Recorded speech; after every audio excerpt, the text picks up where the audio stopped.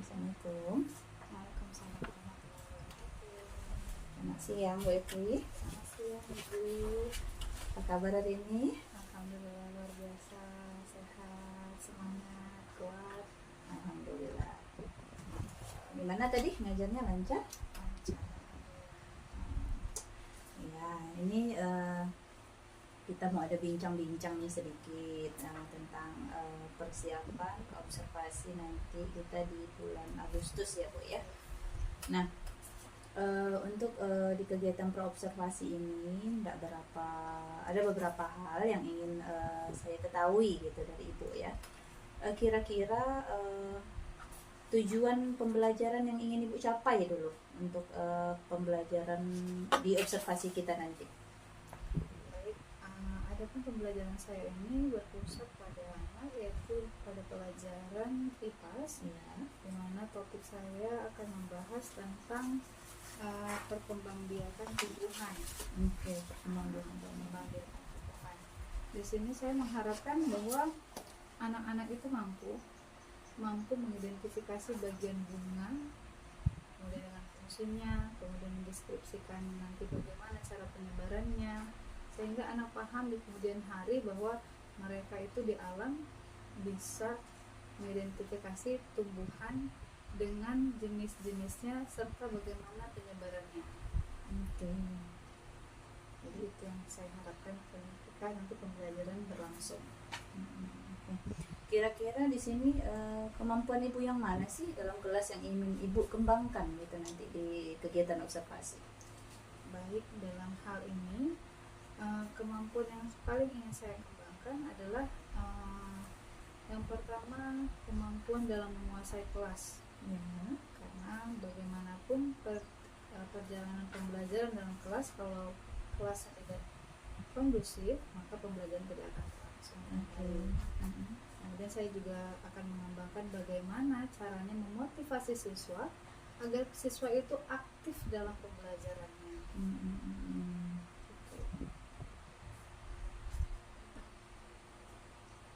Oke. Jadi untuk pengembangan saya ulangi lagi ya Bu ya. Untuk pengembangan yang ingin Ibu capai, yang pertama itu kemampuan dalam menguasai kelas, betul Ibu? Iya.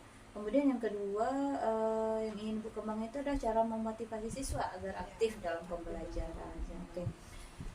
Dari dua ini Bu, dari dua area pengembangan yang ingin Ibu capai di sini, kira-kira strategi apa yang udah Ibu persiapkan di dalam perangkat ajar Ibu? Yang pertama, saya sudah tentu membuat berbagai jenis media, terutama media pembelajaran dalam bentuk video dan slide. Kemudian saya juga akan membawa contoh-contoh bunga karena berhubungan dengan penyerbukan, maka saya akan membawa beberapa contoh bunga, yaitu bunga sempurna dengan tidak sempurna, sehingga siswa tahu dengan jelas melihat yang nyata bagaimana bunga yang sempurna itu, apa bagian-bagiannya, dan bagaimana bunga yang tidak sempurna dengan bagian-bagiannya.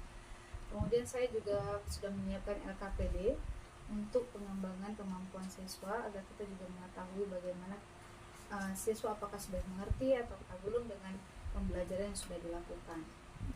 Kemudian dalam pembelajaran ini kami akan membuat pembelajaran ini dalam bentuk kelompok, di mana pada akhir pembelajarannya kita akan membuat komik dalam bercerita tentang bagaimana penyerbukan itu terjadi, yang itu nanti komik itu akan dibacakan di depan kelas dan kita akan meminta tanggapan dari teman-temannya. Oke, boleh saya ulangi ya Bu ya. Strategi yang ingin yang Ibu persiapkan, yang pertama Ibu membuat berbagai jenis media, baik video ataupun slide seperti itu ya. Kemudian ada contoh bunga, ini bunga asli sepertinya ya Bu ya. Oke. Kemudian ada LKPD. Kemudian ada catatan khusus nih, yang sempat saya dengar tadi, catatan khusus saya itu nanti di akhir pembelajaran Ibu itu akan ada diferensiasi produknya ya Bu ya. Itu anak akan membuat produk berupa komik yang nanti akan mereka presentasikan. Oke. Nah, sudah terinci nih ya Bu ya, sudah terinci tujuannya, area pengembangannya apa yang ingin dicapai, kemudian strategi yang dipersiapkan juga sudah jelas, kemudian produk apa yang ingin Ibu hasilkan. Kira-kira apa nih Bu yang ingin Ibu dapatkan nanti dari pembelajaran ini untuk anak? Saya berharapnya siswa saya itu aktif, sehingga ketika ditanya dengan berbagai masalah tentang topik ini, mereka bisa menjawab tanpa harus membuka buku dulu. Jadi mereka aktif dan ingat. Jadi ada kesan dalam pembelajaran, sehingga itu menjadi pembelajaran yang diingatnya sampai kemudian hari. Jadi ketika ada pun pertanyaan berupa soalnya pun tertulis atau tidak tertulis, mereka mampu menjawab secara lisan. Jadi tidak harus melihat buku baru menjawab, seperti itu. Oke. Nah, dari kemampuan yang ingin Ibu kembangkan tadi ya, saya kembali ke atas lagi, dari kemampuan yang Ibu kembangkan tadi, kira-kira nih Bu, apa sih Bu yang nantinya menunjukkan bahwa kemampuan ini itu sudah Ibu kembangkan nanti di kegiatan observasi kita?